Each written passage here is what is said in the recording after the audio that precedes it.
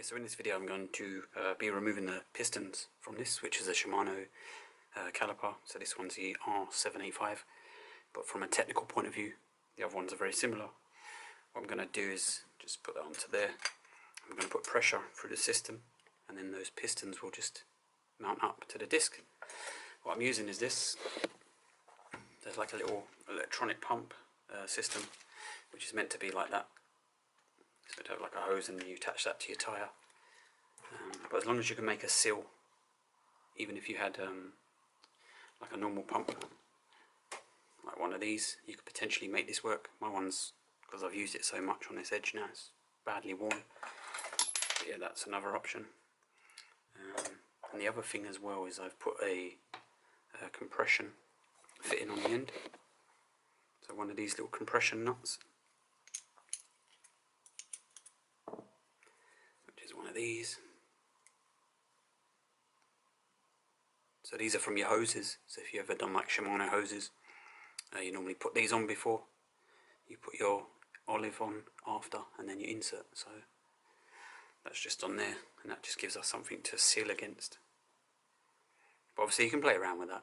You might find that your pump connector fits in that hole nicely and seals up without the compression nut. So we're just going to nip that up. Just going to turn that on. Get the disc. Probably going to be quite a loud pop when you do it. And just be aware with the ceramic pistons, they are prone to cracking.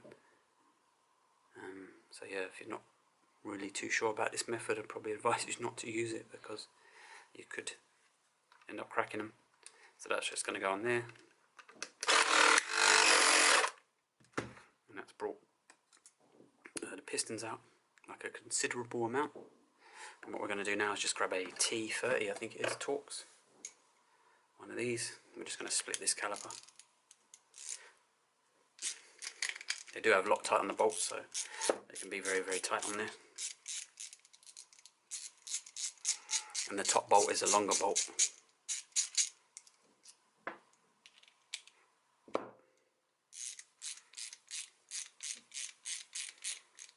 And also once you take these two halves apart, there's going to be a little rubber seal in there as well. So just be aware of that because you could drop it out and lose it. So there's your rubber seal right there.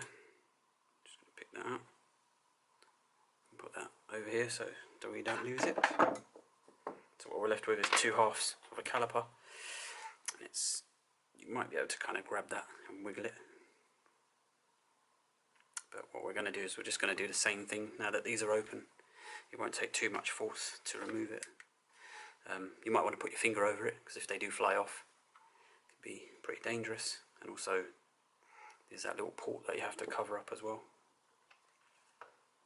I'm just going to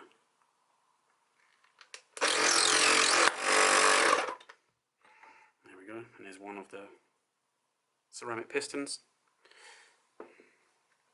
And for this one, there's no like compression fitting that we can fit in there. I don't think the compression fitting fits in there because it's a different thread. So the only way is to squeeze the kind of pneumatic area there and hopefully that will seal. But because we've got it out most of the way, it won't need too much.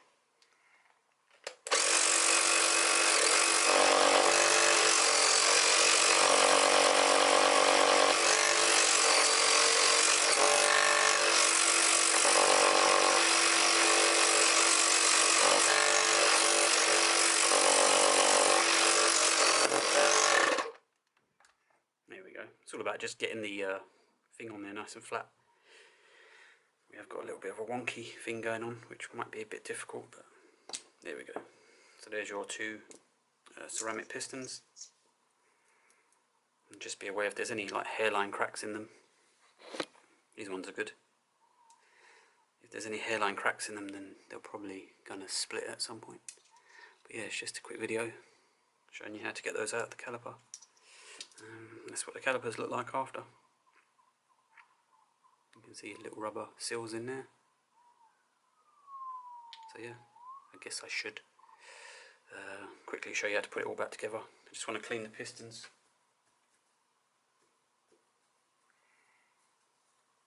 There's not really much point in putting in dirty pistons if you don't have to. But if you are to rebuild this, just make sure you clean all this area up before you put it back together.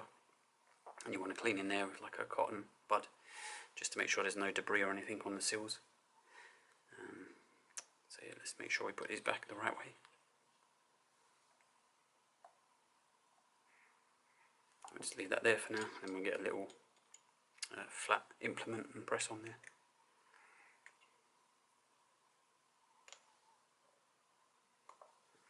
There we go, so we need something nice and flat.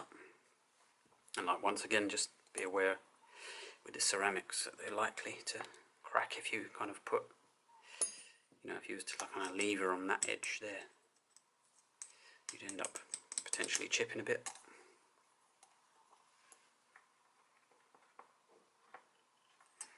There we go, and then we're just going to grab a little O-ring, and that's going to sit in the little recess here.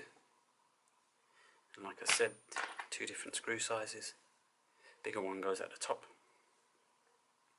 So that's just going to sit on there like that. I find it easier just to drop them in. Just get the all ready as well.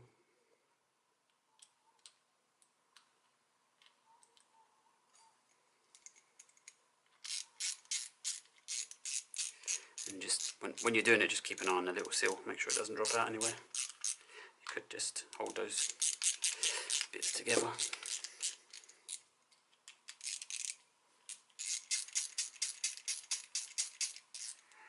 That's a bit off centre, I think. Might need to undo that bit, just so you've got the movement.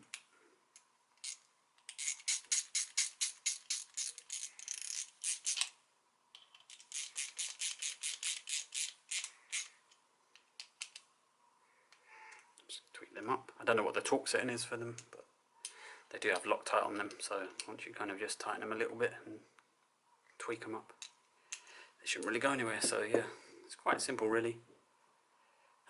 Having that pump with me makes it a lot easier.